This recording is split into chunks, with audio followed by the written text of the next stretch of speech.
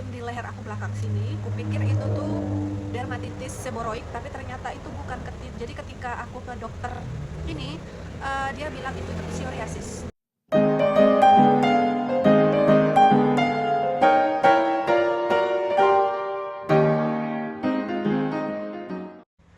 Assalamualaikum warahmatullahi wabarakatuh. Kali ini aku mau sharing dermatitis part 2. Kali ini aku pakai BPJS lagi. Jadi selama ini itu ada eksim di leher aku belakang sini. Kupikir itu tuh dermatitis seboroid, tapi ternyata itu bukan. Jadi ketika aku ke dokter ini, dia bilang itu tuh psoriasis. Udah pernah bikin video tentang pengalaman aku pakai BPJS itu untuk pengobatan dermatitis seboroid yang pertama, dan ternyata kan ampuh tuh. Dan aku juga pernah nyampain kalau dermatitis itu pada hakikatnya memang tidak bisa disembuhkan, tapi hanya bisa diredakan. Jadi yang part pertama itu kan aku fokus ke eksimku yang seboroidnya itu sampai ke sini ya, parah banget kan, sampai ke depan. Dan ternyata itu sepertinya efek hormon kehamilan gitu. Nah yang itu memang ampuh gitu. Terus yang kedua, mungkin aku belum cerita ya kalau itu ampuh, tapi setelah aku punya anak lagi, aku tuh males ngurus BPJS. Akhirnya aku pindah ke beberapa dokter. Yang di kepala pasti bakalan dikasih obat sampo gitu. Terus habis itu dikasih krim. Karena dulu tuh kan aku ini eksimku kan sekarang di sini nih ya. Ini apa, di sini nih gatel sampai ngelupas sampai sini, perih banget kalau kena air. Sini kayak komedo, tapi itu bukan komedo. Mungkin orang awam akan bilang itu komedo, padahal enggak, itu eksim putih-putih. Kalau lagi nyetir motor atau ngapain tuh gatal all the time. Itu pasti di belakang sini, di belakang leher. Nah, setelah itu aku biasanya dikasih krim oles. Nah, itu kenapa ya kok nggak ampuh gitu. Udah ke dokter A, terus aku ke dokter B.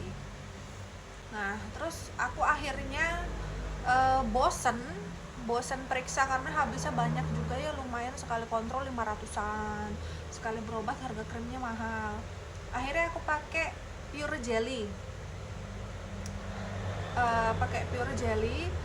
Tapi ternyata itu hanya untuk mengurangi gatal, tapi jelas tidak bisa menyembuhkan atau mengurangi, hanya bikin lembab. Aku ngajukan ke BPJS, ke Vaskes 1.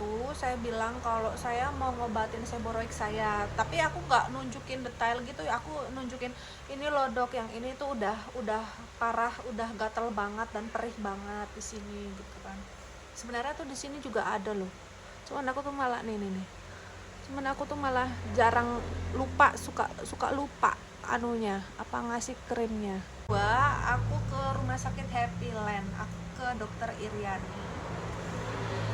Aku sengaja mencari titelnya yang belakangnya DVE ya gitu, mungkin spesialis kulit yang mungkin estetik ya, kayaknya ada estetiknya gitu.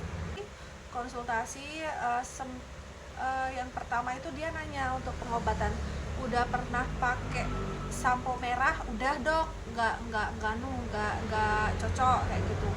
Terus udah pernah sampo yang hitam? Udah pernah juga gitu tuh kan. Terus dia ngasih obat itu yang dioles. Jadi beda. Jadi kalau kalian tanya obatnya apa, aku nggak bisa jawab karena itu racikan dokter gitu. Jadi nggak ada brand tertentu ya, itu semua racikan. Jadi yang untuk di sini tuh nanti sendiri, warna putih kok dia, cuma dapat kecil gini. Terus yang belakang leher itu juga sendiri. Terus yang buat kepala, jadi ada sunsilk hitam. Aku disuruh beli sunsilk hitam. Terus nanti langsung dibawa ke apoteker. Satu botol itu dikasih obat dari apoteker dicampur. Aku nggak tahu ya isi campurnya apa. Terus kemudian setelah obat oles hidung, psoriasis belakang, dan sampo, aku dapat juga alkohol 1 botol bening. Itu kayak alkohol, tapi aku nggak tahu itu alkohol atau bukan. Tapi itu Ya cairannya seperti alkohol, diolesin keseluruhan. Itu pertama, itu dulu ya, itu dulu. Kemudian kontrol 2 minggu lagi kontrol. Yang ini tuh belum baik banget ya, masih gatal, masih ganggu gitu kan, terutama yang ini aku mencoba untuk tidak pakai, tapi ternyata tidak bisa, perih lagi, akhirnya aku pakai lagi. Terus kata dokter makainya nggak usah tipis-tipis, banyak-banyak tuh juga nggak apa-apa, kata dokternya kayak gitu.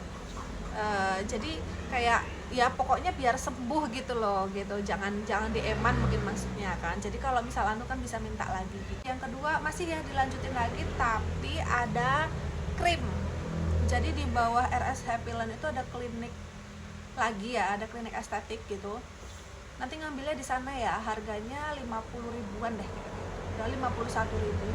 Udah aku beli, dok itu boleh untuk wajah nggak? Aku bilang, kalau emang nggak ada masalah nggak apa-apa buat wajah, tapi kalau nggak ya itu tuh kayak untuk melembabkan gitu loh. Jadi ya diolesin di hidung sama di belakang, yang bagian itu untuk melembabkan krimnya. Nah, aku akhirnya nggak bisa kontrol. Mau minggu depannya lagi ternyata aku juga keluar kota, nggak bisa lagi. Dan dengan sendirinya kan tetap aku olesin terus tuh, dan ternyata alhamdulillahnya tuh hilang, sembuh gitu. Sembuh, cuman masih ada warna merah gitu kan, warna merah, dan krimnya tuh kan masih ada, jadi masih kupakai terus. Cuman kayak udah suka lupa gitu loh, kadang aku kasih, kadang lupa, kadang pagi doang, kadang malam doang kayak gitu. Nah, kesini kayaknya udah sebulan lah aku udah nggak kontrol lagi gitu kan, padahal sebenarnya BPJS-nya tuh belum selesai. Akhirnya ini yang belakang kayak ada muncul kasar-kasar lagi gitu loh. Gimana ya, aku tuh sebenarnya agak gemes ya. Alhamdulillah tuh udah dapat yang cocok kayak gitu loh. Alhamdulillah dapat dokter yang cocok, dapat krim yang cocok. Cuman apakah memang psoriasis ini nih memang sangat-sangat sulit disembuhkan ya? Jadi kok kadang suka muncul lagi gitu loh, padahal sudah dikasih krim terus kan kayak gitu. Tapi gatel tuh enggak, cuman aku ngerasa kayak ada menonjol bintik kayak gitu. Kemarin ada yang komen ya di bawah kalau BPJS itu nggak bisa, kok katanya sekarang dermatitis nggak boleh lagi dipakein BPJS kayak gitu, karena takutnya dia masuknya ke estetik kayak gitu. Tapi pada faktanya dermatitisnya masuk, dan ternyata kemarin ada yang lebih parah dari aku, psoriasis kayak gitu, di kaki banyak banget kayak gitu, dan di cover juga gitu. Jadi kalau saran aku, kalau misalkan kalian itu ada punya gejala dermatitis apapun atau psoriasis, nggak usah pakai umum deh, langsung ngajuin aja pakai BPJS ke dokter kulit dan kelamin, dan cari yang ya mungkin yang titelnya DVE kali ya belakangnya. Ini cuman aku feeling sih, tapi ya mungkin disesuaikan dengan adanya yang di kalian. Semoga cocok, karena dulu itu aku lupa, dia pertama yang cocok itu kan juga cowok ya, dokternya itu aku lupa, kayaknya dokter spesialis kulit yang nggak ada titel belakangnya, tapi alhamdulillah cocok. Terus karena beliau kayaknya udah nggak praktek lagi di Happyland, terus sekarang tuh ada banyak dokter kulit di Happyland yang titelnya itu panjang juga sih, kayak apa ya, ada mau apa ya, udah banyak ya, kayak estetik gitu loh kayak gitu. Jadi pilihannya banyak di Happyland, dan nggak tahu sih, aku biasa cuma pakai feeling aja, aku pengen sama dokter ini gitu, dan alhamdulillah cocok kayak gitu. Dan ini aku masih menunggu perkembangannya. Dari pengalaman aku yang udah kalau dokter kulitnya itu cocok dan bisa pakai BPJS, kenapa enggak? Karena biaya kulit itu mahal. Kemarin aja aku di yang rumah sakit swasta itu aja habis 500-an. Krimnya aja ya ada krim yang 60 ribu, 50 ribu, tapi kan kita masih bayar jasa dokter lagi 100-an gitu kan. Jadi aduh, bakalan habis 300-an deh kayak gitu. Jadi buat kalian yang punya merasa gangguan di kulit apapun itu, ya udah coba aja pakai BPJS.